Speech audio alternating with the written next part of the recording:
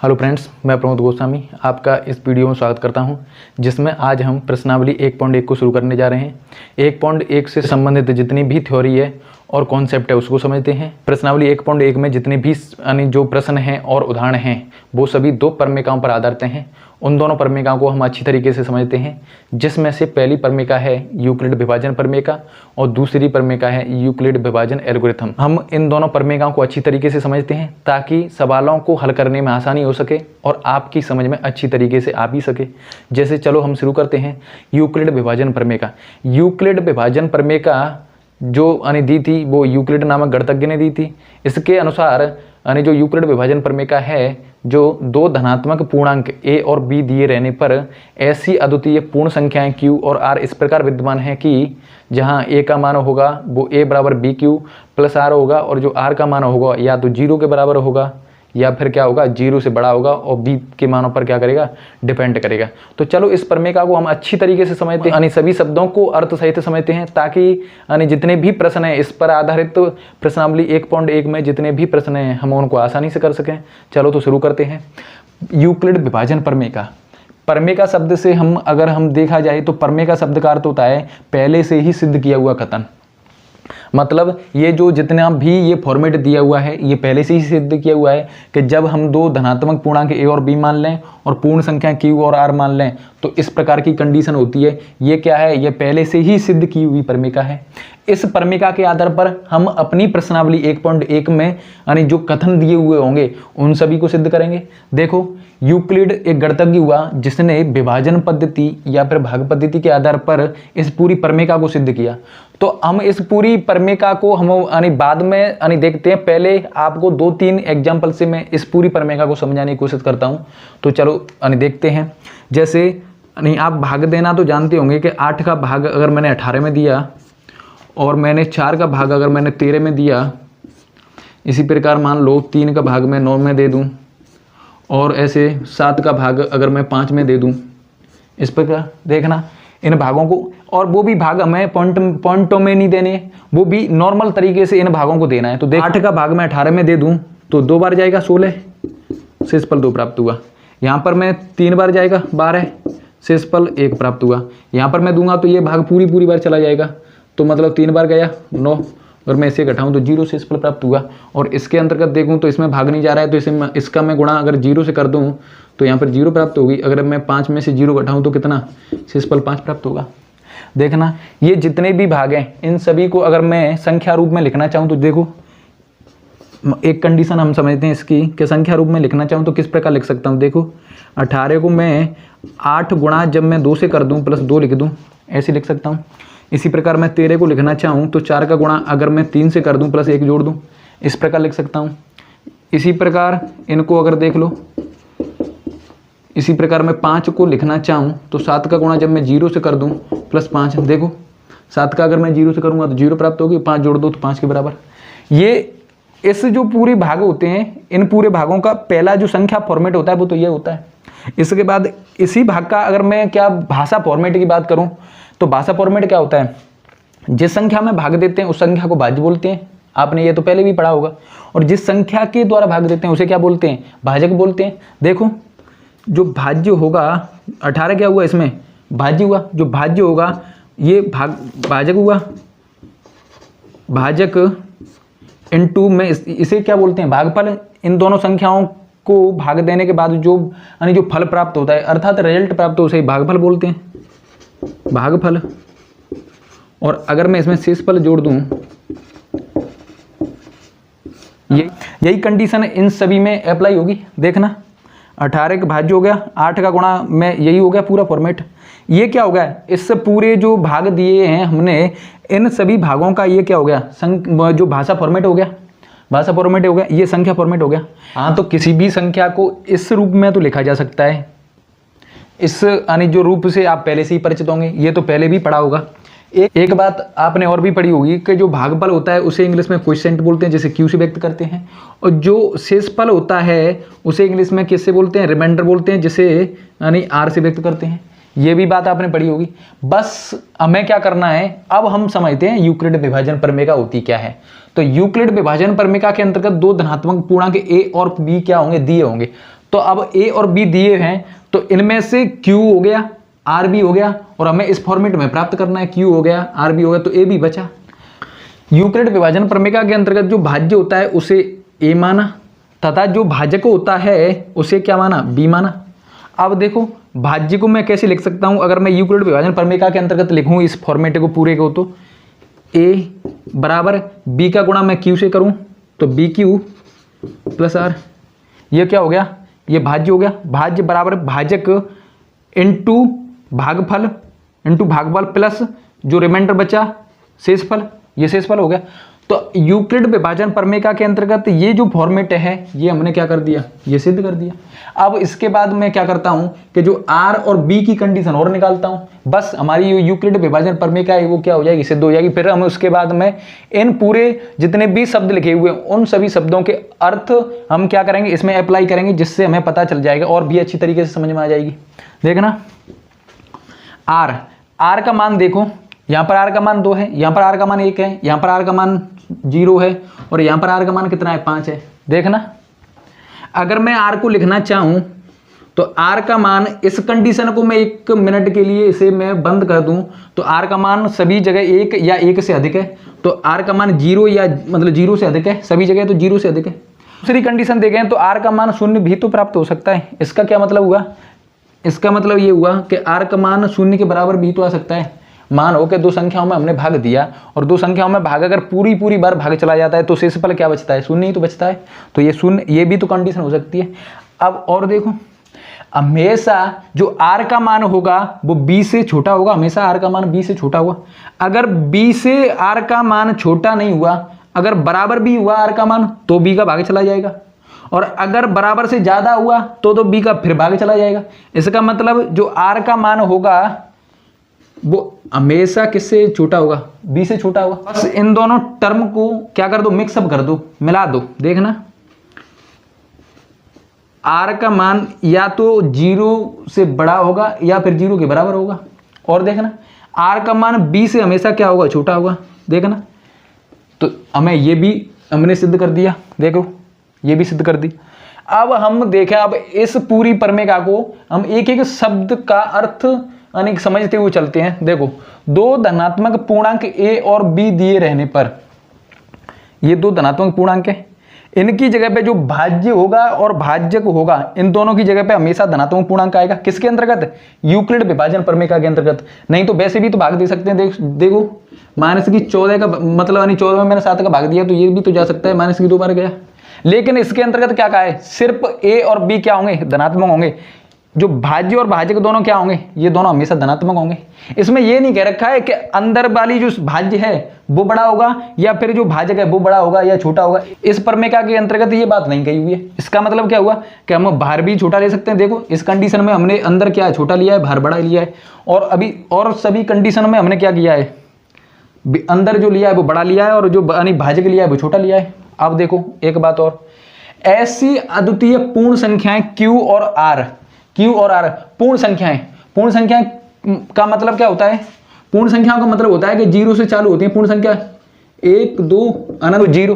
पूर्ण संख्या Q और R की जगह क्या हो सकता है, Q और R की जगह 0 भी तो आ सकता है। देखो यहाँ पर जो क्या है Q है तो ये 0 भी आ सकता है, यहाँ पर Q है तो यहाँ मतलब क्या आ सकता है, यहाँ भी 0 आ सकता है। देखो ये दोनों कंडीशन होगी। और क्या है, संख्या भी आ सकती है। देखो ये संख्या भी आ रही है। इसका मतलब सिर्फ Q और R की जगह ही 0 आ सकती है, क्योंकि Q और R क्या है, पूर्ण संख्या के अंतर्गत है, तो ये पूर्ण संख्या होगी। सिर्फ ये जो होंगे ये धनात्मक पूर्णांक होंगे, सिर्फ इसके अंतर्गत धनात्मक पूर्णांक। क्योंकि पूर्णांक देखना, पूर्णांक सिर्फ 2 प्रकार के होते हैं। देखो सभी तो इसमें नेगेटिव वाली संख्याएं आती हैं, सभी 0 भी शामिल होता है, सभी इसमें क्या आती है, पॉजिटिव वाली संख्याएं आती हैं, जितनी भी आप गिनती गिन सके उतनी। देखो तो इसमें सिर्फ इन संख्याओं की बात की है, इसमें सिर्फ कितनी, इन संख्याओं धनात्मक पूर्णांक संख्याओं की बात की है। तो ये हमने फॉर्मेट देख लिया।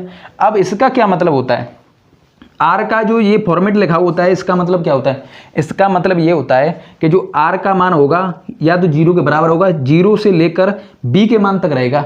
अगर हमें प्रश्न में B का मान, भाई ये तो है कि जो यूक्लिड विभाजन प्रमेय के अंतर्गत जितने भी प्रश्न आएंगे उनमें B, A और B के मान तो दिए होंगे, ये तो स्पष्ट कह रखा है इस प्रमेय के अंतर्गत।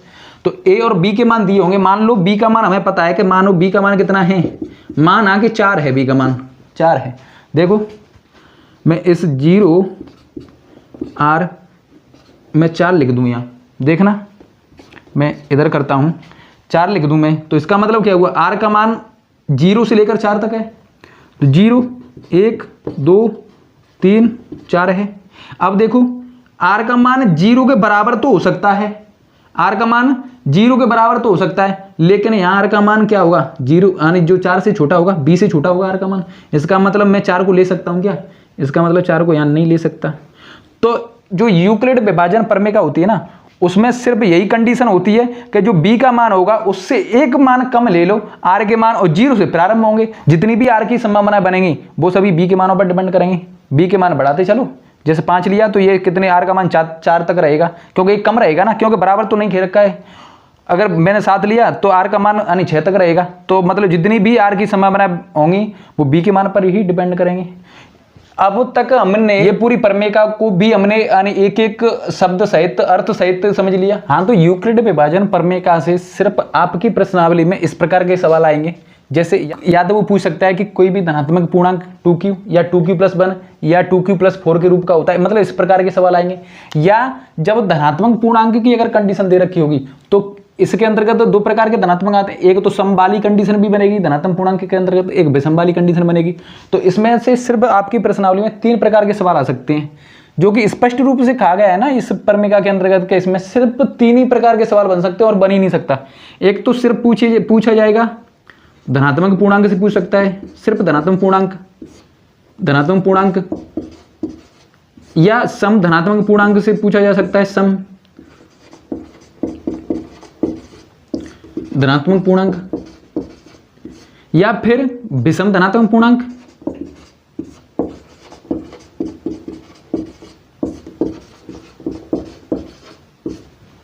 जो यूक्लिड विभाजन प्रमेय का है, इसको हमने अच्छी तरीके से समझ लिया। यहां तक तो हम पहले भी जानते हैं, भागफल तक तो हम यानी क्लास 8th 9th तक भी पढ़ चुके हैं।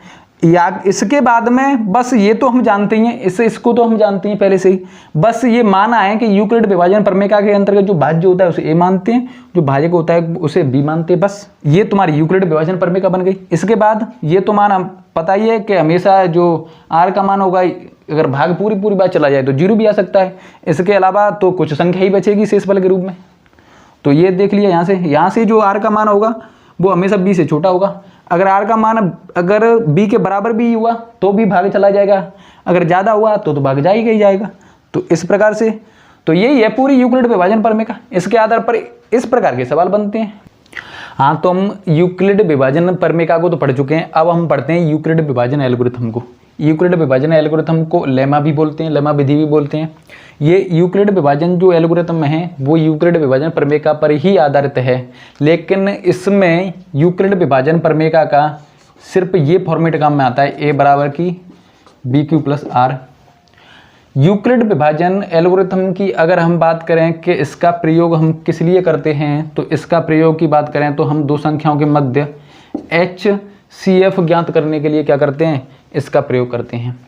यूक्लिड विभाजन एल्गोरिथम और जो यूक्लिड विभाजन प्रमेय होती है, इसमें सिर्फ इतना ही अंतर होता है कि यूक्लिड विभाजन प्रमेय के अंतर्गत जो कथन होते हैं उनको सिद्ध करते हैं, और इसके अंतर्गत हम 2 संख्याओं के मध्य HCF ज्ञात करते हैं। वे 2 संख्याएं होंगी धनात्मक पूर्णांक होंगी। अब इसके अंतर्गत अगर वैसे बात की जाए कि सवालों को सॉल्व करने के लिए इसके अंतर्गत कुछ शर्तें होती हैं। इसमें एक तो जो बड़ी संख्या होगी HCF, 2 संख्याओं का हम HCF निकालेंगे, जिसमें से बड़ी संख्या होगी उसमें छोटी संख्या का भाग देंगे। मतलब जो बड़ी संख्या में हमेशा छोटी संख्या का क्या देंगे, हम भाग देंगे। एक ये कंडीशन होती है इसकी। दूसरी कंडीशन इसमें यानी जो यूक्लिड विभाजन प्रमेय के इस फॉर्मेट को काम में लेते हैं, a बराबर की BQ+R, इस फॉर्मेट को काम में लेते हैं। तीसरी कंडीशन इसमें ये होती है, जब शेषफल 0 आ जाता है तो उस स्थिति में जो भाजक होता है वही हमारा क्या होता है, HCF होता है। चूंकि आप पहले भी पढ़ चुके होंगे कि HCF निकालने के लिए तो हम मान लो कोई 2 संख्या ले ली हमने, 12 और 16 कोई संख्या ले ली हमने।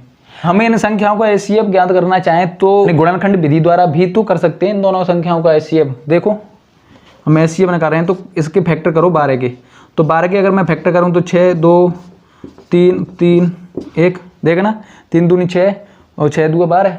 अगर मैं 16 के फैक्टर करना चाहूँ, देखना किस प्रकार कर सकता हूँ, 2 8 2 4 2 2 2 1।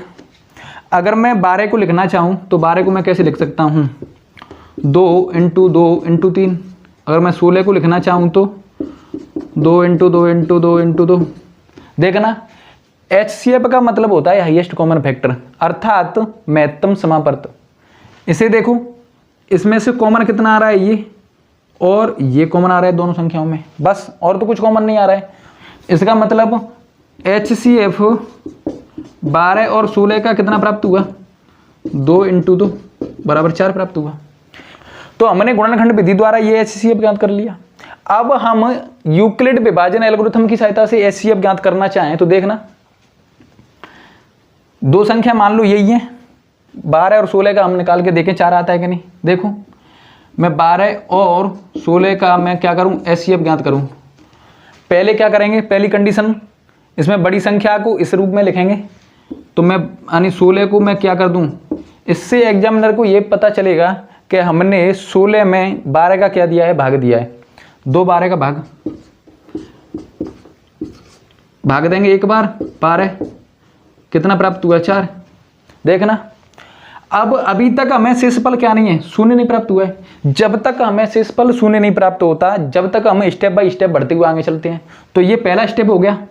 अगर मैं फर्स्ट स्टेप लिखूं इसे तो मैं कैसे लिख सकता हूं, पहले लिखो इस रूप में, तो जो 16 है उसमें मैं कैसे लिख सकता हूँ, 12 × 1 + 4 इस रूप में लिखा जा सकता है। और देखना अभी शेषफल शून्य नहीं प्राप्त हुआ, तो शेषफल क्या लिखूंगा मैं यहाँ, इज नॉट इक्वल 0, 0 के बराबर नहीं प्राप्त हुआ है।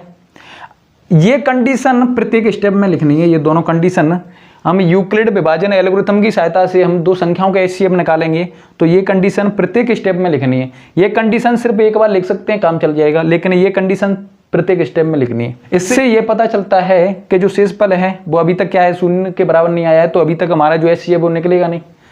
फिर देखो इसमें इस संख्या का भाग फिर इसमें देते हैं। जो यूक्लिड विभाजन एल्गोरिथम होती है इसमें यही फॉर्मेट रहता है कि इस संख्या का भाग फिर इसमें दो, तो 4 का भाग में 12 में दूं तो 4 × 3 = 12। देखना अब शेषफल शून्य प्राप्त हो गया। तो अब मैं इसे क्या करूं, दूसरे सेकंड स्टेप में अगर मैं लिखना चाहूं तो मैं किस रूप में लिख सकता हूं, 12 को मैं लिखना चाहूं तो 4 × 3 + 0। अब देखो शेषफल क्या हो गया, शेषफल बराबर शून्य के प्राप्त हो गया। तो अतः जब शेषफल शून्य आ जाए तो जो भाजक होता है, जिस संख्या का हम भाग देते हैं, वो ही संख्या हमारी क्या होती है, HCF होती है। ये ही संख्या क्या होगी, HCF हो गई। तो अतः जो 12 और 16 का हमने जो HCF का अगर हमने HCF निकाला तो वो कितना आया, 4 प्राप्त हुआ। देखना हमने गुणनखंड विधि द्वारा भी HCF निकाला इन दोनों संख्याओं को, तो भी 4 प्राप्त हुआ, और हमने यूक्लिड विभाजन एल्गोरिथम की सहायता से भी इन दोनों संख्याओं का HCF निकाला तो भी 4 प्राप्त हुआ। तो फिर हमें जब हम गुणनखंड विधि द्वारा जब किसी भी दो संख्याओं का हम HCF निकाल सकते हैं, तो हमें यूक्लिड विभाजन एल्गोरिथम की फिर हमें आवश्यकता क्यों पड़ी, हमें इसकी आवश्यकता इसलिए पड़ी। देखो एक एग्जाम्पल से समझते हैं। जैसे मान लो और इन दोनों संख्याओं को हमें क्या निकालना है, इन दोनों संख्याओं को हमें HCF निकालना है। तो अगर हम इन दोनों संख्याओं का HCF निकालना चाहें तो देखना इसके फैक्टर करो और इसके फैक्टर करो, तो जो फैक्टर करने की जो प्रक्रिया होगी या जो प्रोसेस होगी वो क्या होगी, बहुत लंबी हो जाएगी। तो किन्हीं भी दो छोटी छोटी संख्याओं का अगर हम HCF निकालें तो हम किसी भी विधि से कर सकते हैं, तो आसानी से हो जाएगी। लेकिन जब बड़ी संख्याओं का अगर हम HCF निकालें तो गुणनखंड विधि द्वारा करना तो एक यानी कठिन ही होगा। इसलिए हम जो बड़ी संख्याएं होती हैं उनके लिए हम यूक्लिड विभाजन एल्गोरिथम की सहायता से HCF ज्ञात करते हैं। इसलिए हमें यूक्लिड विभाजन एल्गोरिथम की क्या पड़ी, आवश्यकता पड़ी। अब आपकी प्रश्नावली में सवाल आप यानी किस प्रकार से करेंगे, इस प्रकार से सवाल करना। ये सवाल करने का फॉर्मेट बताया था मैंने, ये इसके अंतर्गत है नहीं, वैसे मैंने ये सवाल करने का क्या बताया था, फॉर्मेट बताया था कि हमेशा जो दो संख्याओं का एचसीएफ निकालेंगे उनमें से हमेशा बड़ी संख्या में छोटी संख्या का भाग देंगे, ये हमें लिखना भी है। और ये दोनों स्टेप तो हमें प्रत्येक चरण में लिखने हैं, जब तक हमें शून्य नहीं प्राप्त होता जब तक हम चरण बनाते हुए चलेंगे। और प्रत्येक यानी जो स्टेप है उसमें क्या है, ये दो तो हमें लिखनी ही लिखनी है। तो कुछ नहीं है वैसे, यूक्लिड विभाजन एल्गोरिथम ये पूरी प्रोसेस है, आप इसका स्क्रीनशॉट लीजिए। और इसके बाद हमने यूक्लिड विभाजन प्रमेय का और यूक्लिड विभाजन एल्गोरिथम पढ़ लिए। एक प्रश्नावली 1.1 के जितने भी सवाल हैं और उदाहरण हैं, बस वो सभी उदाहरण और सवाल हैं वो सभी यूक्लिड विभाजन प्रमेय का और यूक्लिड विभाजन एल्गोरिथम पर ही आधारित हैं। तो चलो शुरू करते हैं। उदाहरण 1, हाँ तो हमने उदाहरण 1 ले लिया है। इसमें 4052 और 12576 का एचसीएफ ज्ञात करना है, वो भी किससे, यूक्लिड विभाजन एल्गोरिथम की सहायता से। इसमें क्या करना है, हमें एचसीएफ ज्ञात करना है। बस इसमें इतना ध्यान रखो कि इसमें हम बड़ी संख्या में, जो बड़ी संख्या होगी उसमें छोटी संख्या का भाग देंगे, ये हमने देखी है। दूसरी बात, इसके अंतर्गत जो यूक्लिड विभाजन प्रमेय का होती है, इसका a बराबर BQ प्लस R फॉर्मेट काम में आता है। और तीसरी बात, हम शेषफल लिखते हैं कि शेषफल शून्य आता है कि नहीं, शेषफल शून्य के बराबर होता है। बस ये एग्जाम में नहीं लिखनी है, ये तो सिर्फ मैं सवाल करने के लिए एक प्रोसेस बता रहा हूँ, बस ये ध्यान रखना है। तो इसका बस यानी ध्यान रखते हुए चलो। जैसे हम पहले इसको करते हैं, हल डालो, हल डाल के हम करते हैं 12576 बड़ी है इससे, देखना 4552। ये सिर्फ एक बार लिख देंगे फिर भी काम चल जाएगा। दूसरी बात ये रही, इससे एग्जामिनर की ये समझ में आ जाएगा कि हम छोटी संख्या इसका भाग इसमें बड़ी संख्या में दे रहे हैं। 12576 में भाग हम कितने का देंगे, 4052 का भाग देंगे 2। ये 4000 है और ये 12000 के समथिंग है। इसका मतलब मैं अगर इसमें 3 का गुणा कर दूं तो ये कितनी हो जाएगी, 12000 के समथिंग हो जाएगी। देखना, मैं इसमें 3 का गुणा करता हूं तो 3 का गुणा मैं अगर 2 से करूंगा तो 6, 3 का गुणा 5 से करूंगा तो 15, क्योंकि यहाँ 0 है। और 3 का गुणा मैं 12 से करूँ तो 12। अब इसको घटाओ, 6 में से 6 गई 0, 7 में से 5 गई 2, और यहाँ से 4 प्राप्त हुई। इसके अलावा ये शेषफल प्राप्त हुआ। तो अभी शेषफल शून्य नहीं प्राप्त हुआ, इसका मतलब क्या हुआ, ये एक स्टेप बन गया। तो इसे लिखो प्रथम चरण लिख लो या प्रथम स्टेप लिख लो, प्रथम चरण। प्रथम चरण के अंतर्गत क्या है, मैं 12576 को लिख सकता हूँ 4000 का गुणा जब मैं 3 से कर दूं प्लस इसमें 420 ऐड कर दूं तो ये 12576 के बराबर प्राप्त होगा। अब इसका भाग फिर इसमें देंगे। अब देखो, अभी शेषफल शून्य नहीं प्राप्त हुआ है, इसका मतलब शेषफल इज नॉट इक्वल के बराबर, अभी 0 के बराबर नहीं प्राप्त हुआ है। अब देखना, 420 का भाग दूंगा मैं 4052 में, 2 इसका भाग, तो ये 400 के समथिंग है और ये कितनी है, 4000 के समथिंग है। इसका मतलब इसमें 9 बार तो भाग जाएगा, 10 बार नहीं जा सकता क्योंकि ये 200 बन जाएगी। इसका मतलब इसमें 9 बार जाएगा, 9 बार। बस ये सोच लेनी है ऐसी संख्या कि ये इतनी है तो इसमें इतने का गुणा करेंगे तो इतने के समथिंग हो जाएगी। इससे क्या है कि सवाल आसानी से आपके क्या हो जाएंगे, भाग आसानी से सॉल्व हो जाएंगे। अब 9 का मैं इसमें दूंगा तो 0 और 9 2 18 और 9 चौका 36 1 37। देखना, घटाओ 2 और यानी 15 में थे 7 और यहाँ पर कितनी बची, 9 में से 2, 272 यहाँ पर जो शेषफल प्राप्त हुआ। अब अभी शेषफल शून्य नहीं प्राप्त हुआ, इसका मतलब क्या हुआ, अभी एक और स्टेप बनेगा। तो इसे बना लो, द्वितीय स्टेप बना लो, द्वितीय चरण बना लो, इसे द्वितीय चरण बना लो। द्वितीय चरण में मैं क्या लिख सकता हूँ, 4052 को मैं 420 से का गुणा मैं अगर 9 से कर दूं प्लस इसमें 272 जोड़ दूं तो ये 4052 प्राप्त होगा। अब क्या है, अभी शेषफल क्या है, शून्य प्राप्त नहीं हुआ है, तो लिखो इसे शेषफल अभी शून्य के बराबर नहीं हुआ है। अब मैं इसका भाग इसमें दूंगा। देखो, तृतीय चरण के अंतर्गत हम अब आने जा रहे हैं, तो 272 का अगर मैं भाग दूं 420 में 2, 272 का मैं 420 में अगर मैं भाग दूंगा तो एक बार जाएगा।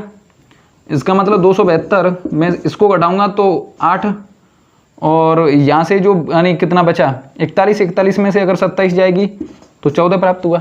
देखना मैं इसे तीसरे चरण के अंतर्गत लिखना चाहूँ, तृतीय चरण, तीसरे चरण के अंतर्गत मैं लिखना चाहूँ तो कैसे लिख सकता हूँ।